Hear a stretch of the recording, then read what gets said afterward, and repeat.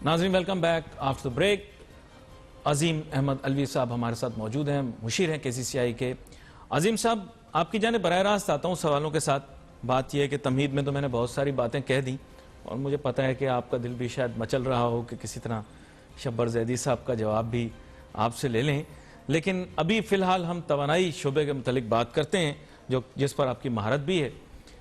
तो अलवी साहब, बुनियादी जो मसला हमारे मुल्क के अंदर है वो ये है कि एनर्जी क्राइसिस हमारे यहाँ परपेचुअली मौजूद है और उसके रेजोल्यूशन के लिए कोई ख़ास काम नहीं हो रहा।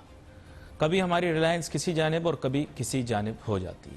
आप चूँकि कराची चैम्बर की नुमाइंदगी कर रहे हैं तो आप कराची के मुतालिक भी बात करेंगे, लेकिन मुझे पता है कि एक मुहिब वतन पाकिस्तानी होने के नाते पाकिस्तान के मुतालिक भी ज़रूर गुफ्तगू करेंगे। बात कुछ ऐसी है कि इस वक्त के तवानाई बहरान के मुतालिक आप लोगों ने क्या सोचो विचार किया है, और जो रोज़मर्रा फैसले होते हैं जिसमें CNG पंप्स का बंद हो जाना और इसके अलावा आपकी क़यादत की मुलाकात भी हुई। आज इत्तेफाक से जो है वो हमारी कोशिश यही है कि आपके साथ शारिक साहब भी होते, लेकिन वो चूँकि इसी सिलसिले में मेरे ख्याल वो मीटिंग भी है तो किसी और दिन उनको भी दावत देंगे, लेकिन मुझे बहुत खुशी है कि आप तशरीफ़ लाए। तो ज़रा तफसील से बताइएगा इस सिलसिले में आपने क्या वर्क किया है और हुकूमत का आपको क्या जवाब मिला है। जी।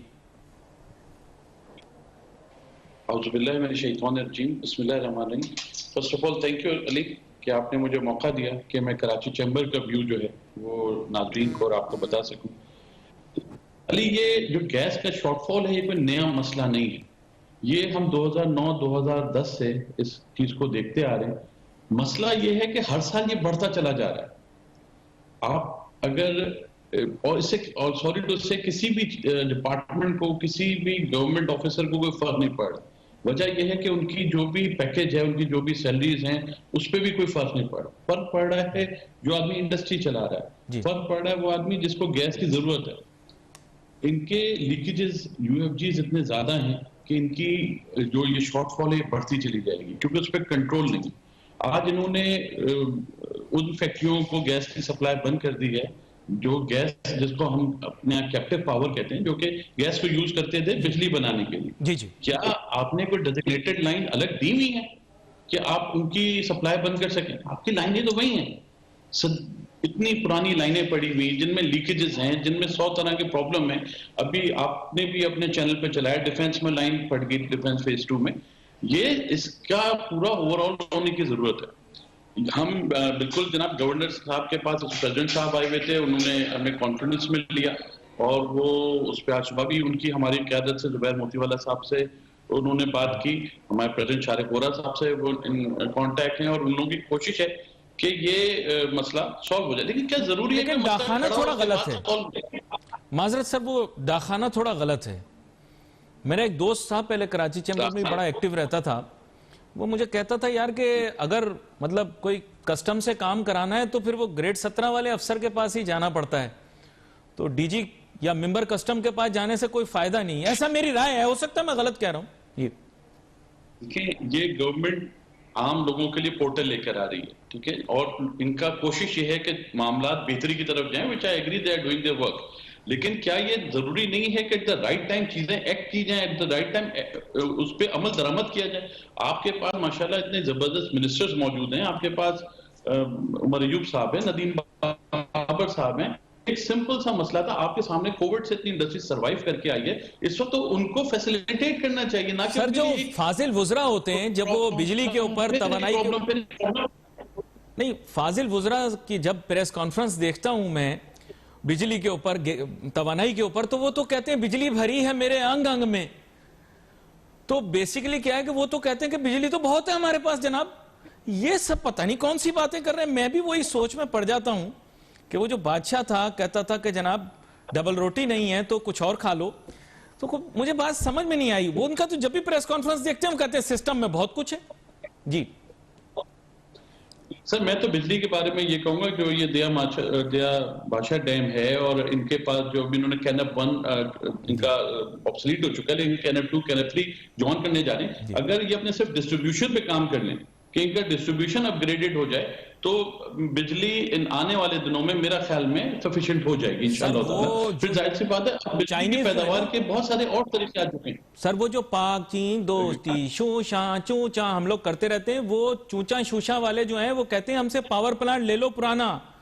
ट्रांसमिशन के मुतालिक उन्होंने कोई बात नहीं की। एक पूरी कंपनी हमारे यहाँ पता होगा एनटीडीसी के नाम से, उसको पूरा अपग्रेड करना है। बिलियंस ऑफ डॉलर की इन्वेस्टमेंट है सर उसके अंदर चाहिए। उस पर पाक चीन दोस्ती शूशा चूचा गायब है बिल्कुल जी।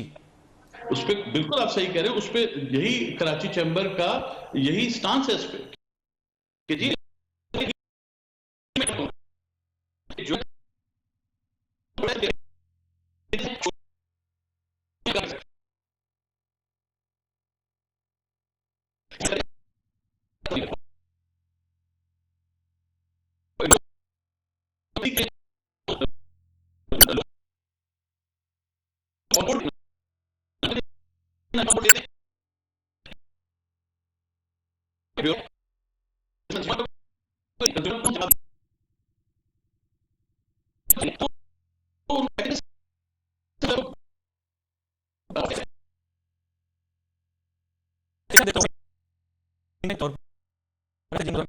मैंने उल्टी सीधी बातें की हैं, उन तक बात तो पहुंचेगी तो वो सुनेंगे तो सही।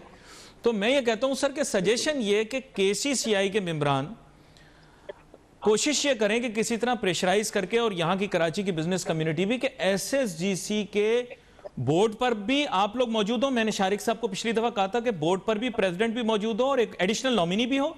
सेकेंडली मेरा ऐसा ख्याल है कि you should also try to get a stake in SSGC, because क्योंकि मोनोपोलिस्टिक कंपटीशन यहां पे अडॉप्ट हो रहा है, तो इट विल बी बेटर कि क्लाइंट या कस्टमर को ओनरशिप भी ऑफर की जाए। मेरा ऐसा ख्याल है। I don't know, maybe you can give a better view. आपका बहुत अच्छा ख्याल है अली, बिल्कुल ऐसे ही होना चाहिए। मैं तो ये समझता हूं कि इसकी डिस्ट्रीब्यूशन आप प्राइवेटाइज कर दें एज सुन एज पॉसिबल और 3-4 कंपनियों को बेच दें, ताकि जो आपने बात की ना कि इंटरेस्ट की बात वो रह जाए कि जो अच्छा सर्विस दे, जो अच्छे रेट दे, उससे लोग कनेक्शन लें। ये दुनिया भर में हो रहा है, ठीक है। इसी तरह बिजली के मामले में आपको याद होगा हमारे चेयरमैन मरहूम जनाब सराज कासिम तेली साहब ने भी स्टांस लिया था कि इसको 4 कंपनियों को बेच दिया जाए, किसी को डिस्ट्रीब्यूशन बेच दें, किसी को एनर्जाइजेशन बेच दें। आपके पास बहुत सारी चॉइसेस हैं, दुनिया बहुत आगे चली गई है। आप एक बिजनेसमैन को जब वो अपने जगह पे जाए उसको काम करने का मौका तो दें, उसको सुकून तो दें कि वो आगे की सोचे। अगर वो अपनी फैक्ट्री पहुंचता है, अपने ऑर्गेनाइजेशन में पहुंचता है, आपको एक बिल्कुल पुरसुकून ऑप्शन उन्होंने दिया है। नहीं चल रहा, उन्होंने एक बिल्कुल पुरसुकून ऑप्शन आपको दिया है, जो मैं बताऊंगा आपको ब्रेक, लेकिन शायद आप उसको एक्सेप्ट ना करें। Let's take a short break.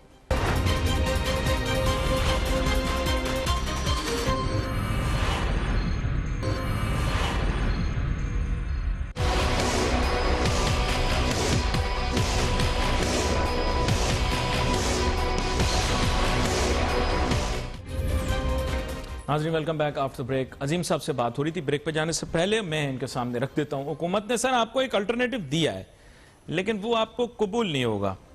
Issue ये है कि वो ये कहते हैं कि इंडिजिनसली सिंध प्रोविंस की अपनी गैस का सप्लाई कोई भी हो, हम आपको ऑप्शन देते हैं, उसको आप छोड़ दें, एलएनजी पे आ जाएं। हम आपको ऑप्शन देते हैं, सिस्टम में एलएनजी देते हैं, लेकिन ताजिर सनतकार राजी नहीं हो रहे नर्ख की वजह से, क्योंकि कहते हैं कि आज तो रेट ये हैं, कल ऑयल के साथ, इंटरनेशनल ऑयल प्राइसेस के साथ वो रेट्स चेंज हो जाएंगे और हमें एक्सपेंसिव गैस प्रोवाइड की जाएगी एलएनजी की सूरत के अंदर, जिसकी सप्लाई इस चीज पर रिलायंट होगी कि I really don't know how the system works, but you will be paying, I assume if the international oil prices increase you may and up paying more. क्या कहते हैं आप, एलएनजी ले लेंगे?